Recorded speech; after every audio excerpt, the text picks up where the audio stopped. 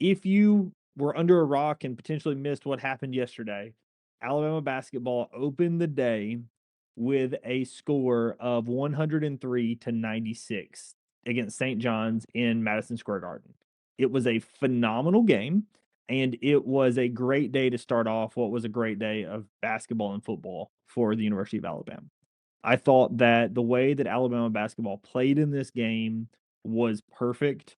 I will say that there were some things that happened in this game that I fully did not expect.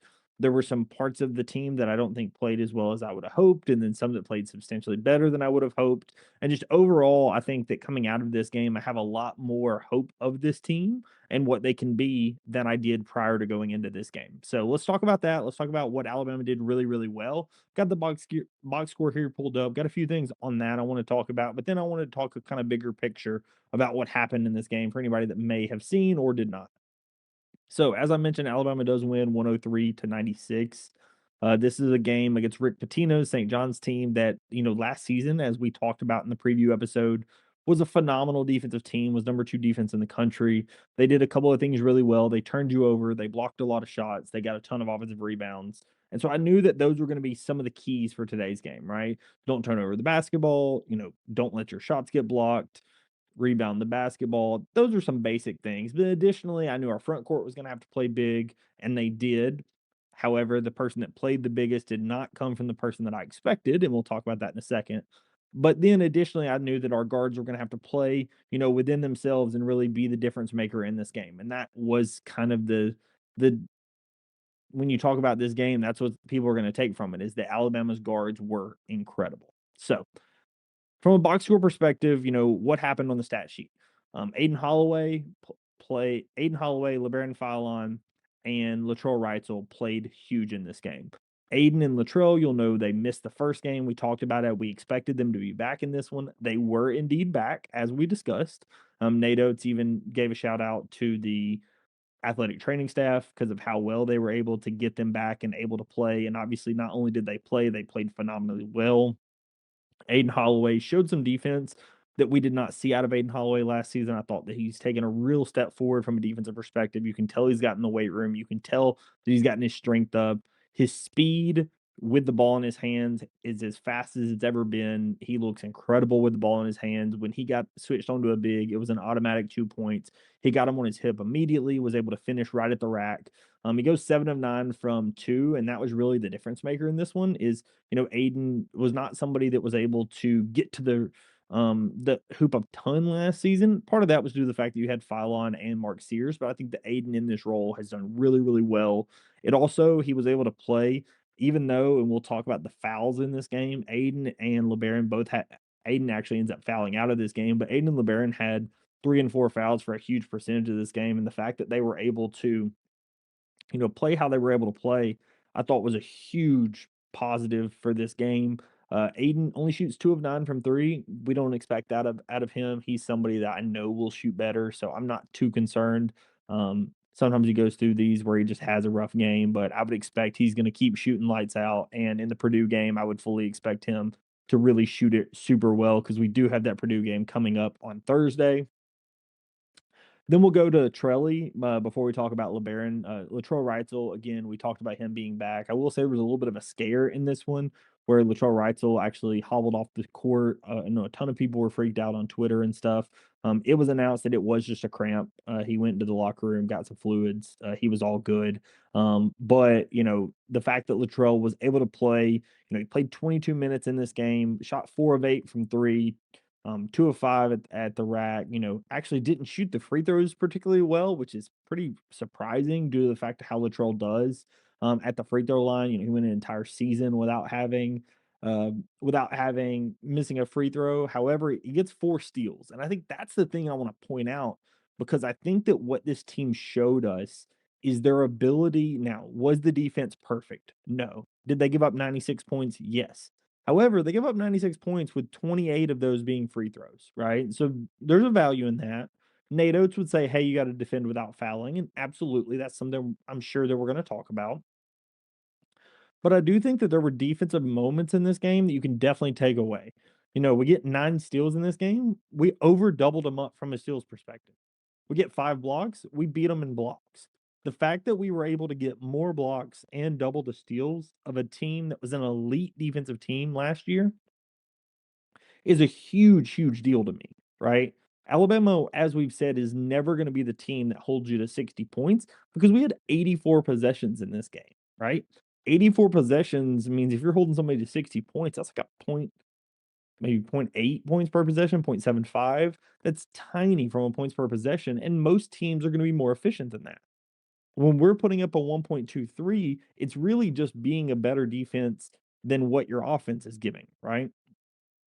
We're never going to be the Houston that holds somebody to 40 points just because of the number of possessions that we have in the basketball game. That's not super reasonable. So I do think that there's a lot of promise in the fact that we had the blocks and steals that we did. And I think that that's something that you really need to take away. And I think Latrell was a huge factor in this. Again, 4 steals from Trelly. It was a very, very big deal. I think that he was a huge impact on the defensive end. And that kind of goes to what we've talked about all offseason, the fact that he's probably one of our best perimeter defenders. Then you have LeBaron Philon, and LeBaron Philon did exactly what I expected LeBaron Philon to do. If you read my write-up either on barnesonbama.com or on my Twitter, when I put up my pregame thread, LeBaron Philon was the guy who I ended up um, saying like, "Hey, I think LeBaron has to have a big game in this one." Right? I think that he just has to. And I thought that the 2 biggest X factors in this game was gonna be LeBaron and Aiden Sherrill. And oddly enough, Aiden Sherrill definitely played an impact in this game, but he was not as big of an impact as somebody else in the front court that we will definitely talk about next. And I thought that LeBaron Philon did a great job, and what he did is he seemed to be able to get to the rack whenever he wanted. He finishes 8 of 12. He hit very timely threes. He had a 3 at the very end of the game to put us up, I believe, 8. Huge deal, or put us up 10. Massive, massive deal. LeBaron was really able to hit timely shots, get to the rim whenever he wanted, and really be the facilitator we know him to be. He was able to get to the rim and dish out. He only finishes with 3 assists, but as we've talked about, some of that's gonna be, how well I think that St. John's closed out. Actually, from a assist perspective, Alabama only got 13. I expect that number to be much higher against most teams. I think that's honestly credit to St. John's. They did a great job closing out on shooters, but at times they were closing out on shooters, and that allowed easier driving lanes, right? It's kind of because they closed out on so many shooters, Alabama shot 60% at the rack, right? Alabama was able to do so much damage inside the paint because of what happened with them closing out on shooters. Alabama did not have a great shooting game. Alabama actually only shot 31% from three. That's going to be one of the lower numbers of the season, right? So Alabama, and I think that's the most impressive part when you're talking about this is Alabama scores 103. They get 14 points at the free throw line and only shoot 31% from 3 and still finish over 100. When you look at some of Alabama's teams in years past, you're only crossing 100 if you either get to the line a ton or shoot a ton of threes, and the fact that you didn't do either in this game to me speaks volumes about how good the offense is of this team, and that was still missing 2 guys, and we'll talk about those here in a minute. But I'm surprised that I've gone this far before I talked about who I think was the player of the game. Nate Oates, he won the Hard Hat Award from a blue collar perspective. He did not have the most points in this game, but in my mind, he was the most effective guy on the team in this game, and that was Taylor Bowen. Taylor Bowen was challenged, and I talked about it in the all the pregame stuff to this, was challenged by Nate Oates and was basically told he didn't know how to offensive rebound. It was like, he's just not getting any offensive rebounds and this and that. And like Nate had said it over and over and over again. He had said it like 2 or 3 times, both in the recap of the first game as well as in the previews of this game. And Bull Bowen had 4 offensive rebounds in this game, leading the team. He had double, the next best person. He ends up with 5 defensive rebounds. He gets an assist. He blocks 2 shots, gets 2 steals, 5 of 5 down low, hits a huge 3 at the end of the game that maybe was the most important 3 of the game. Was just everywhere on the court. Plays 28 minutes. He was a huge X factor in this game. And the reason why I think that he showed me more than anyone else on this team is the 3 guards that we led the top of the show talking about. All 3 of those guys played within themselves and with what I thought they were capable of, right? Taylor Bowen was a player that did something in this game that I did not know he could do. When I heard that Keaton Bristow was officially gonna be missing this game. For those of you unaware, Keaton Bristow rolled his ankle a little before the North Dakota game. That was why he missed the North Dakota game. And then Oates said he was gonna be doubtful for this one. He ends up not playing in this game. He was, in my mind, the more physical forward on the team that was not a 5, right? Obviously, Aiden Sherrill is the guy who you're thinking is gonna be the most physical, biggest.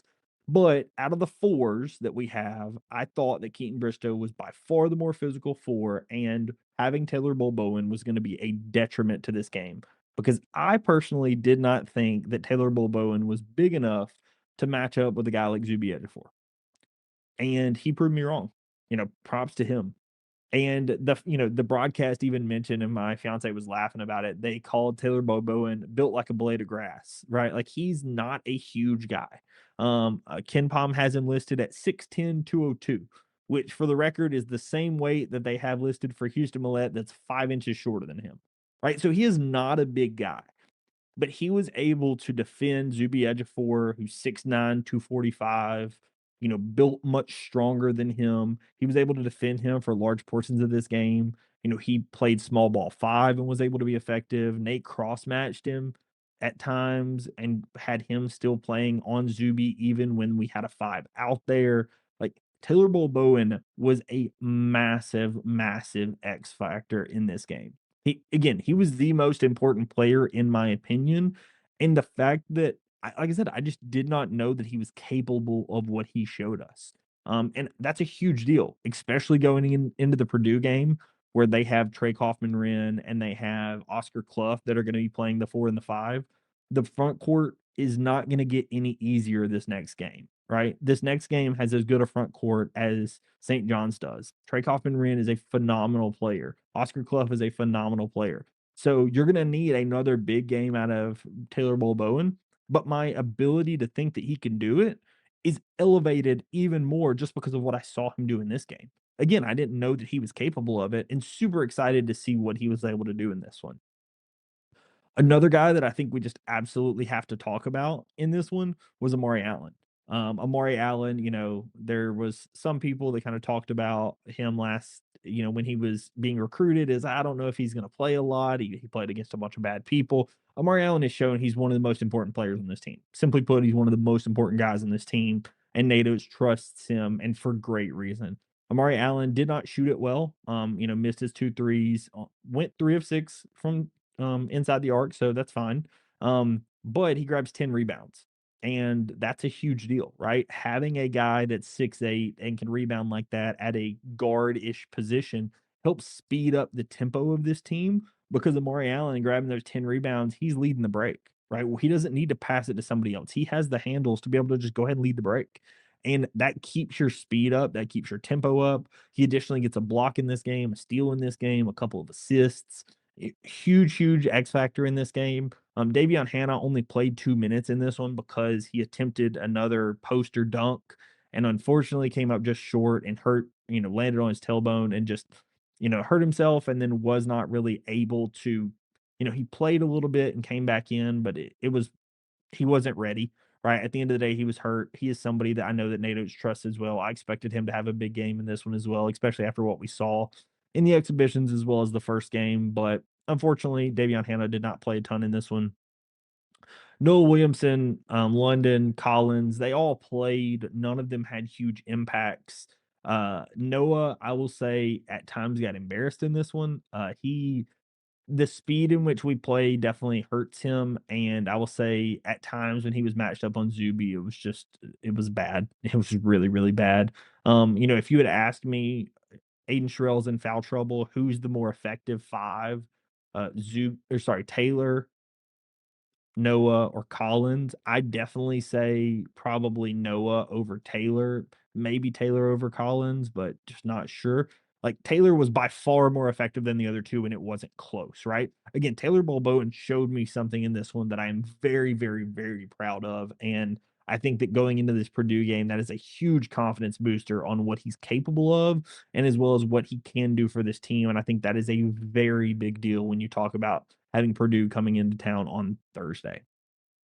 So that's what happened in the St. John's game. Like I said, there was a ton that happened in this game. I think that Alabama played really, really, really well in this one. The fact that Alabama led kind of start to finish, there were a couple of moments where we got down by 1 point, 2 points. But really, for the majority of this game, Alabama led and was very in control of this game. They get up by 12 at the very end of the game. St. John's is able to claw back and make it a little closer where it's a 7 point game. But in reality, Alabama had complete control at the end of this game. I really was impressed with what Alabama put on the floor. I think that when the next AP ranking comes out, Alabama's going to be a top 10 team. This is going to be a top 10 matchup in Coleman Coliseum on Thursday. If you are not already planning to be there, try to be there. It's going to be a massive game. I of course, will be in attendance for this one. I'm very, very excited. I'm actually probably going to take my camera and maybe shoot some video at the game and kind of the vlog almost of going to the game. So if you're interested in that, I'll probably put it up on the channel. Going to do some editing on it, and I think that's something I want to do for this game because it's going to be a huge matchup in Coleman. I'm very, very excited for Purdue coming to town. So, as I mentioned, we talked about this Purdue game a lot. I will, of course, do a pregame. We'll do a pregame thread of that one that will come out Thursday morning. I will do a video that I'm probably going to record maybe tomorrow to put out Tuesday. Yeah, I may go ahead and record it tomorrow and put it out Tuesday, just so that you guys can have a Purdue breakdown thread. I have something I do on Tuesday evening, so probably easiest for me to just go ahead and record it tomorrow. May put it out tomorrow night, may put it out Tuesday morning. Just stay subscribed to the channel, turn on your notifications, and you'll be aware of whenever I do that Purdue breakdown. I'm very excited for this game. It's going to be in Coleman. Additionally, something I think I do want to start doing is I'm going to start doing some pregame or sorry, some postgame reaction shows. So for the games in Coleman Coliseum, obviously, because I am going to the games, it's gonna be a little bit more difficult just because I have to get back from Coleman. I live about 20 minutes, 25 minutes from the arena. So some of those may be a little later, but especially for some of these away games, like the Illinois game in Chicago and some of these others, I want to do some reaction streams here on the YouTube channel, have you guys come in, ask questions, talk about the game. I think it would be a lot of fun. So stay subscribed to the channel.